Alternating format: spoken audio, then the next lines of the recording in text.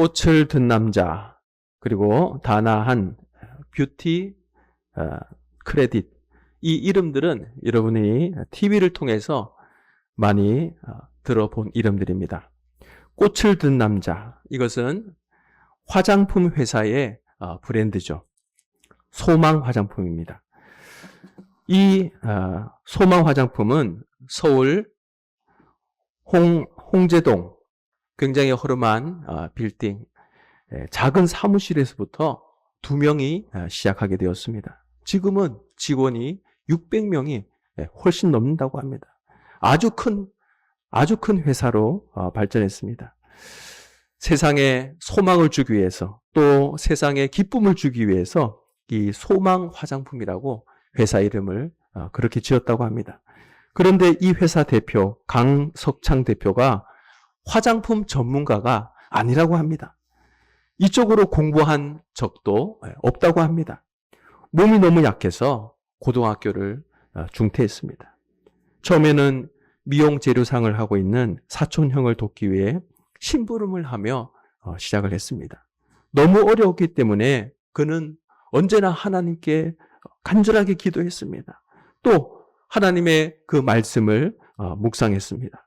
그리고 하나님만을 의지하면서 그렇게 살았습니다. 그는 신앙생활에서 그는 소중한 진리를 깨닫게 됩니다. 고통이 축복이다. 그리고 질병이 복이고 가난이 축복이다. 이 어려운 고통이 내게 주는 시련이 아니라 이것은 내게 주시는 축복임을 그는 터득했다고 고백을 했습니다. 그래서 어려운 일을 당할 때마다 그는 감사하고 또 다른 축복의 시간이다. 그렇게 생각하며 오히려 그는 더 감사하며 살았다고 합니다. 그래서 처음에는 사업을 시작하면서 매출의 100분의 1을 하나님께 드렸습니다. 지금은 얼마나 회사가 발전했는지 순이익의 30%를 기아 대책과 또 신뢰암 안과병원에 꾸준하게 후원을 하고 있다고 합니다. 그의 성공은 뭐냐? 하나님을 의지하는 데 있었습니다. 그리고 감사에 있었습니다. 그리고 나눔에 있었던 것입니다. 그의 고백 중에 가장 놀라운 것은 뭐냐면 바로 기부입니다. 기부라고 하는 것은 우리가 나의 것을 자신의 것을 주는 것을 기부라고 그러죠. 근데 그는 이 자신의 부가 나의 것이 아니라 하나님의 것이다. 그래서 나의 기부는 기부가 아닙니다. 내 것도 아닌데 하나님의 것을 저는 청지기로서 저는 나누었던 것입니다. 바라기는 저와 여러분의 삶이 감사와 나눔으로 하나님께 귀하게 쓰임받는 우리 모두가 되시길 간절히 축복합니다. 하버드 대학의 학생들을 대상으로 해서 아주 이상한 실험을 했다고 합니다. 이 대학생들을 시켜서 봉사활동을 하게 했습니다. 때로는 운동을 하게 하고 때로는 등산을 하게 했습니다. 여러 가지 실험을 하는데 봉사활동을 시켜본 결과 체내 면역 기능이 훨씬 더 높아졌다고 합니다. 그래서 이번에는 학생들을 앞에 놓고 호스피스 사업을 위해 한평생을 섬긴 마더 테레사의 이 감동적인 전기를 모두가 다 읽어보십시오. 자, 그렇게 했습니다. 학생들이 다 같이 이 마더 테레사의 이 전기를 읽었습니다. 자, 읽고 나서 측정을 딱 해보니까 이 체내 면역 기능이 그 어떤 것보다 가장 많이 올라가게 되게 되었던 것입니다. 그래서 이것을 마더 테레사 효과라고 그렇게 불렀다고 합니다. 봉사하는 거, 그리고 봉사에 대한 이야기만 들어도 우리의 면역 기능이 올라간다는 것입니다. 선한 이야기만 들어도 우리의 면역 기능이 많이 올라가게 된다는 것입니다. 이것이 바로 인간의 본질이라는 거죠. 예전에 건강 100세라고 하는 프로그램이 있었습니다. 그때 천식이라고 하는 강의를 제가 들어본 적이 있는데요. 천식이라는 것은 폐 기능이 아닙니다. 기관지가 좁아지게 되는 거죠. 기침을 하고 엄청나게 고생을 합니다.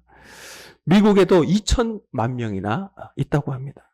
그런데 더 놀라운 것은 세계적으로 이 제일 천식이 많은 나라가 영국입니다. 그 다음에 많은 나라가 미국이라고 합니다. 그런데 그 많은 나라에 비해서 제일 천식이 적은 나라가 어디냐? 그랬더니 중국이라고 합니다. 중국. 왜 중국인가? 그 설명이 너무 참 재밌습니다. 어릴 때부터 깨끗하지 않은 환경에서 자랐기 때문이라고 합니다. 너무 깨끗한 곳에서 자라게 되면 천식에 걸리기 쉽다는 겁니다. 우리가 너무 깨끗하게, 너무 깔끔하게, 이것이 바로 만병의 원인이다라는 것입니다. 깨끗하지 않고 먼지 속에 살고 이러면 천식에 걸릴 것 같지만 오히려 천식이 없다고 합니다.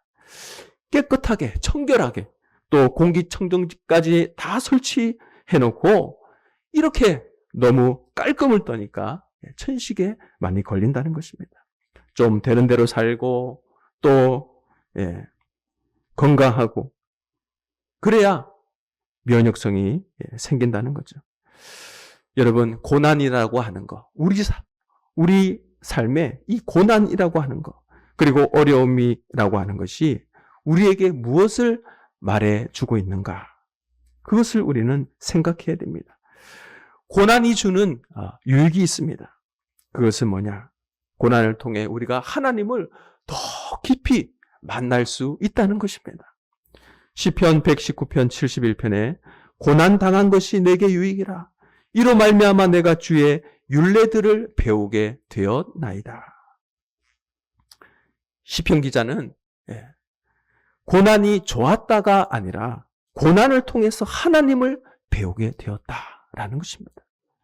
하나님을 배우기에 유익했다고 그는 고백을 했습니다. 우리가 편안하면 어떻습니까? 편안하면 절대로 기도하지 않죠. 고난 가운데 무릎을 꿇습니다. 하나님을 멀리하던 사람이 고난 가운데 하나님의 말씀에 귀를 기울입니다. 또한 하나님의 말씀을 펴고 하나님의 말씀을 가까이 합니다. 또한 이 고난, 우리에게 주어지는 이 고난은 믿음을 단련합니다. 베드로전서 1장 6절에서 7절에 너희 믿음의 확실함은 불로 연단하여 없어질 금보다 더 귀하다. 여러분, 금은 어떻습니까? 불 속에서 순금으로 되게 되는 겁니다. 성도의 믿음도 마찬가지입니다. 고난이라고 하는 불을 통과하면서 더욱 순결해지게 되는 거죠. 흔들리지 않는 믿음이 되게 되는 것입니다. 또한 우리에게 주는 이 고난, 바로 인격을 성숙하게 한다는 것입니다. 로마서 5장 3절에서 4절에 보니까 환난은 인내를, 인내는 연단은 소망을 이루는 줄 알미라. 고난은 인내를 배우게 하고 성품을, 우리의 인격을 다듬어 갑니다. 하나님을 더욱 바라보게 한다는 거죠. 평안할 때보다 이 고난이 사람을 더욱 깊게 한다는 것입니다. 또한 우리에게 이 고난은 하나님만을 의지하게 한다는 것입니다. 고린도후서 1장 8절에서 9절에 보니까 바울은 우리 자신을 의지하지 말고 죽은 자를 다시 살리시는 하나님만 의지하게 하려 함이라 고백하고 있습니다. 사람은 자기 힘이 있을 때, 건강할 때 자기 자신을 믿습니다. 그러나 고난은 자신의 한계를 깨닫게 하죠. 어려움이 오고 몸이 연약해지고 그러면 더 이상 소망이 자신의 건강에 있지 않다는 것을 알게 됩니다. 우리를 만드신 하나님께 있다는 것을 우리는 알게 되는 거죠. 교만이 다듬어지고 겸손해지게 된다는 것입니다. 또한 우리는 이 고난을 통해서 다른 사람을 위로할 수 있는 사람이 되게 된다는 것입니다. 고린도후서 1장 4절에 보니까 우리의 모든 환난 중에 우리를 위로하사 우리로 하여금 위로하게 하시는 이시로다. 아파 본 사람이 아픈 사람을 이해할 수 있죠. 그죠? 많이 아플수록 더 많이 아픈 사람을 위로할 수 있습니다. 죽음에 가까이 가본 사람만이 죽으려고 하는 사람을 위로할 수 있게 되는 거죠.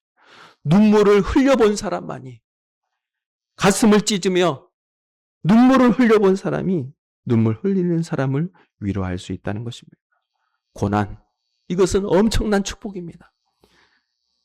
바로 고난을 통해 위로의 사람이 되게 된다는 거죠. 또한 이 고난, 영원한 소망을 바라보게 한다는 것입니다.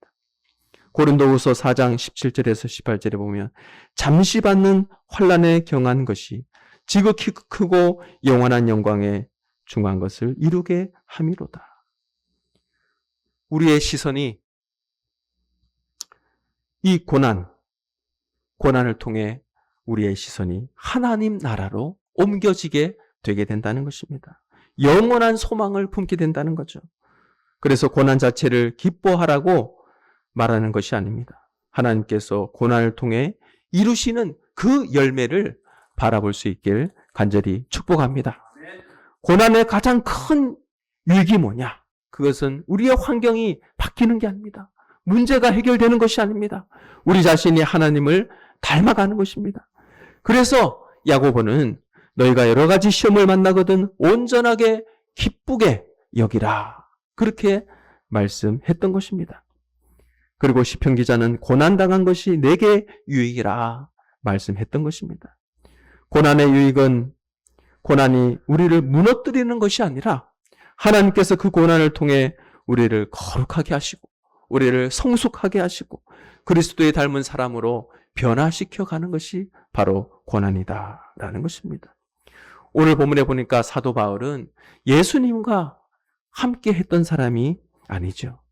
그래서 예수님께서 하신 말씀을 직접 인용한 적은 없습니다.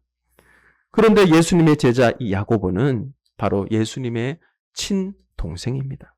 그래서 야고보는 성경에 보면 거의 3분의 1이 예수님과 함께 동행했기 때문에 같이 있었기 때문에 예수님의 기적을 체험했기 때문에 예수님의 말씀을 한 3분의 1 정도는 그렇게 많이 인용을 합니다.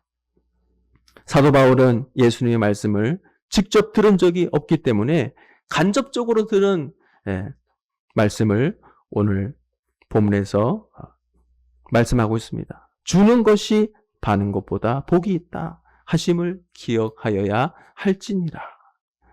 예수님이 어떤 분이길래 이렇게 말씀을 했을까요? 예수님은 병자를 고쳐주셨죠. 또 굶어가는 사람들에게 떡을 주셨습니다. 죄인들을 용서해 주셨습니다. 제자들의 발을 씻겨 주었습니다. 마지막에는 어떻게 했습니까? 십자가에서 달리시면서 끝까지 자기의 생명을 내어 주셨다는 것입니다. 바로 예수님의 삶은 뭐냐? 받는 삶이 아니라 주는 삶을 사셨던 것입니다. 그래서 오늘 이 본문의 말씀은 단순히 돈을 기부해라 그런 말씀이 아니라는 거죠. 하나님 나라의 행복은 소유가 아니라 나눔에 있다라는 것입니다. 예수님의 삶 전체를 요약한 말씀이죠. 그런데 바울은 왜 여기에서 이 말씀을 인용했을까요? 바울은 지금 에베소 장로들과 마지막 작별 인사를 하고 있습니다. 그는 자신의 목회를 돌아보며 말을 합니다. 나는 여러분의 은이나 금을 탐하지 않았습니다. 내 손으로 열심히 일을 해서 내 생활비와 동역자의 생활비를 마련했습니다. 그렇게 저는 사역했습니다. 그리고 이어서 그는 이렇게 말을 합니다. 약한 사람을 도우시기를 바랍니다. 왜냐하면 교회 지도자는 받으려는 사람이 아니라 주는 사람이기 때문입니다. 그래서 그는 자신의 삶을 예수님의 말씀으로 마무리했던 것입니다.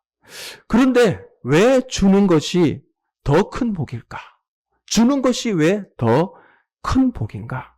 여기서 말하는 복은 단순히 돈이 많아지는 그런 복이 아니다라는 것입니다. 주는 사람은 하나님의 마음을 닮아가게 됩니다. 하나님은 우리에게 햇볕도 주시고 비도 주시고 생명도 허락하시고 독생자까지 우리에게 허락하셨습니다. 주는 사람은 하나님을 가장 많이 닮아가는 것입니다. 그래서 우리의 영혼이 어떻게 되겠습니까? 우리의 영혼이 소생되고 우리의 이 영혼이 성숙되게 되게 되는 것입니다. 우리 양옆의 사람들에게 같이 인사하겠습니다. 주는 사람은 감사가 많아지게 됩니다. 주는 것이 왜 더 큰 복인가? 우리가 하나님의 마음을 닮아가게 됩니다. 또한 주는 사람은 감사가 늘어나게 되는 거예요. 주는데 어떻게 감사가 늘어날까? 내 것이 점점 줄어드는데 왜 감사가 더 많아지는가? 내 통장의 잔고가 줄어들고 내 집에 무언가가 점점 없어지는데 왜 감사가 더 많아지는가? 이것이 바로 하나님 나라의 원리라고 한다는 것입니다. 받기만 하는 사람은 더 받을 것이 없을까 생각합니다. 더 많이 주지 않나? 오늘은 누가 줄까? 내일은 누가 줄까? 받기만 하는 사람은 늘 받는 것에만 관심이 가게 된다는 거죠. 그러나 주는 사람은 어떤 사람입니까? 내가 줄 것이 있다는 것이 얼마나 감사한지 그것을 깨닫게 되는 거죠. 그래서 지금까지 저도 살아오면서 보면 참 주는 사람은 끊임없이 줘요. 주면서 본인이 더 행복해합니다. 본인이 인생 이 얼굴 표정이 훨씬 더 밝아져요. 이 주는 것에 대한 더 큰 기쁨이 있다는 것입니다. 그런데 그 주는 사람이 가난해지느냐? 가난해지는 사람 한 명도 못 봤습니다. 주는 사람 치고 어려워지는 사람 못 봤습니다. 내가 줄 것이 있다는 것이 얼마나 감사한가 생각하게 되게 된다는 것입니다. 감사가 커질수록 행복도 커진다는 것입니다. 또한 주는 것이 왜 복인가? 마음이 자유로워진다는 것입니다. 우리가 뭐 큰 것을, 대단한 것을 우리가 나눈다는 게 아닙니다. 내 것이 나의 것을 너무 많이 줘서 내가 어려운 환경에 처해지도록 주는 게 아니라 사탕 하나, 껌 하나, 커피 한 잔이라도 이 나누는 마음을 우리가 가져야 되겠습니다. 이 줄 때 마음이 자유로워지게 된다는 것입니다. 사람은 무엇인가 우리가 탁 움켜쥐게 되면 그것을 잃을까 봐 두려워지게 된다는 거죠. 그러나 기꺼이 나누는 사람들은 물질의 노예가 되지 않는다는 거죠. 욕심이 줄어들고 마음이 편안해지게 된다는 것입니다. 또한 주는 사람은 어떻게 되겠습니까? 왜 복이 있는가? 관계가 깊어진다는 것입니다. 사랑은 받으려고만 하면 오래 가지 않죠.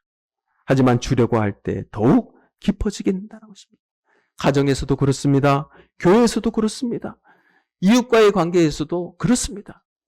부침전 한 판 부칠 걸 세 판 붙여서 아랫집, 윗집 나누면 얼마나 좋겠습니까?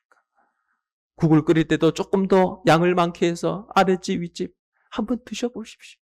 별거 아니지만 그렇게 나눌 때 하나님 영광 드러내게 되는 거죠. 아, 저분이 교회 다니는 사람이구나. 이 얼굴 자체가 전도지입니다. 전도지. 자, 그러면 심리학적으로 왜 주는 사람이 더 행복한가? 이 현대 심리학에서도 이러한 사실들이 많이 연구되고 있다는 것입니다. 사람이 누군가를 도와줄 때 자신이 가치 있는 그런 사람이라는 보람을 느끼게 된다는 것입니다. 남을 도와줄 때 엄청난 보람을 느끼게 된다는 것입니다. 또한 타인과 연결되어 있다는 그런 소속감을 경험하게 된다는 거죠. 또한 자신의 삶이 의미 있다는 만족감을 느끼게 됩니다. 그래서 도움을 주는 이 행동은 일시적인 즐거움보다 오래 지속되는 행복감이 있기 때문에 이 심리학적으로 더 행복하다는 것입니다. 반대로 받는 기쁨, 이 받는 기쁨은 어떨까요? 받는 기쁨은 순간적입니다. 선물을 우리가 받으면 그때밖에 없습니다. 그리고 더 익숙해집니다. 그러나 누군가를 살리고 도와주고 위로해주고 이런 기억들은 오랫동안 마음에 남게 되게 된다는 것입니다. 우리가 복이라고 말할 때 우리는 흔히 복 받았다. 나는 복이 많다. 당신은 복이 너무너무 많습니다. 내 노력과 수고와 관계없이 받는 것을 보통 사람들은 복이다. 그렇게 말을 합니다.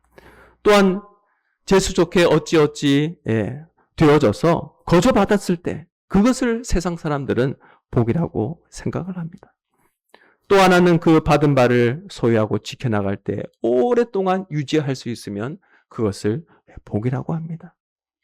그런데 복 가운데 우리가 경계해야 할 복이 있습니다. 그것은 뭐냐? 남의 손해를 내 기쁨으로 삼는 복이다라는 것입니다. 사람은 누구나 이익을 얻게 되면 기분이 너무너무 참 좋죠. 그러나 그 기쁨이 다른 사람 아픔 위에 세워진 기쁨이라고 한다면 그것은 하나님께서 기뻐하시는 복이 아니다라는 것입니다. 우리가 예를 들어서 중고 거래를 할 때 상대가 그 물건에 대한 시세를 잘 모르고 있습니다. 그래서 그것을 이용해서 터무니없이 낮은 가격에 사게 되면 그리고 작은 실수를 틈나서 내 이익을 챙겼다. 그때 보통 사람들이 어떻게 생각합니까? 오늘 아주 횡재했다. 그렇게 생각하게 됩니다. 하지만 다른 사람의 손해를 내 기쁨으로 삼았다는 것입니다. 직장에서도 마찬가지입니다. 동료의 실수를 이용해서 내가 인정받으려고 하는 또 다른 동료를 깎아내리면서 내가 높아지려고 하는 그 마음도 같다는 것입니다. 이런 기쁨은 오래 가지 못한다는 거죠. 그리고 성경에서는 누군가를 밟고 올라서는 복, 그것은 있어서는 안 된다 말씀하고 있다는 것입니다.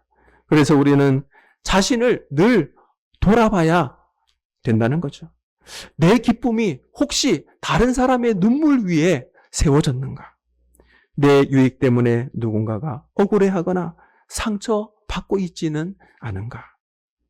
빼앗는 기쁨, 갈취하는 기쁨, 남을 짓누르는 그 만족, 그것은 하나님께서 주시는 복이 아니다라는 것입니다.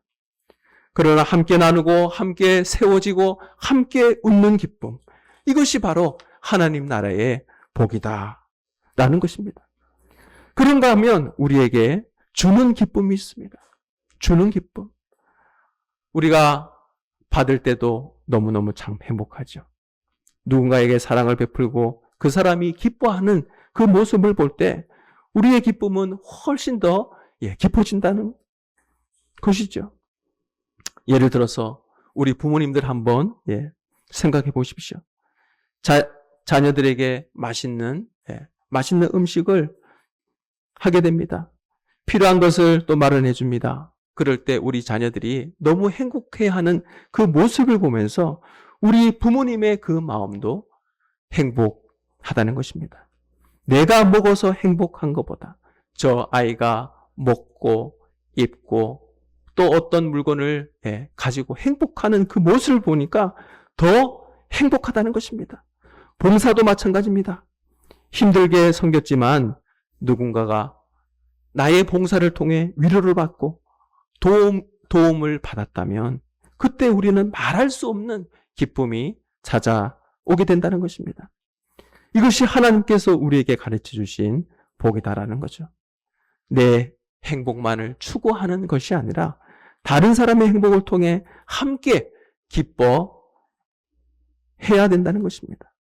그래서 오늘 우리 주님께서 주는 것이 받는 것보다 복이 있다라고 말을 했던 것입니다. 진정한 복은 많은 것을 소유하는 데 있지 않다는 것입니다. 많이 사랑하고 많이 나누고 다른 사람의 기쁨을 내 기쁨으로 받을 때 그것이 진정한 복이다라는 거죠. 그러나 우리에게 또 다른 분행이 있습니다. 주는 것을 손해라고 생각하는 거죠. 누군가를 돕긴 도왔는데 돌아오는 길에 계속해서 생각해 보니까 아까운 생각이 듭니다. 괜히 도와주었나? 내가 너무 손해본 게 아닌가? 이런 마음이 된다면 준 것이 기쁨이 아니라 부담이 되었다는 것입니다. 또 어떤 사람은 주면서 계속 마음속으로 계산하는 겁니다. 내가 이만큼 했으니 언젠가는 돌려받겠지. 내가 저 사람을 도와줬으니 나도 인정받아야 되지 않나. 그렇게 기대했던 감사도 칭찬도 보상도 돌아오지 않을 때 섭섭해지게 되게 된다는 것입니다. 내가 그렇게까지 했는데 고맙다는 말 한마디 없이 결국 선한 일을 하고 그런 마음을 가지고 있으면 마음이 무거워진다는 것입니다. 사실 이런 마음은 주는 것이 아닙니다. 투자에 가깝습니다. 무언가를 기대하고 주었기 때문이죠. 가정에서도 마찬가지입니다. 우리가 부모가 자녀를 사랑으로 열심히 양육합니다.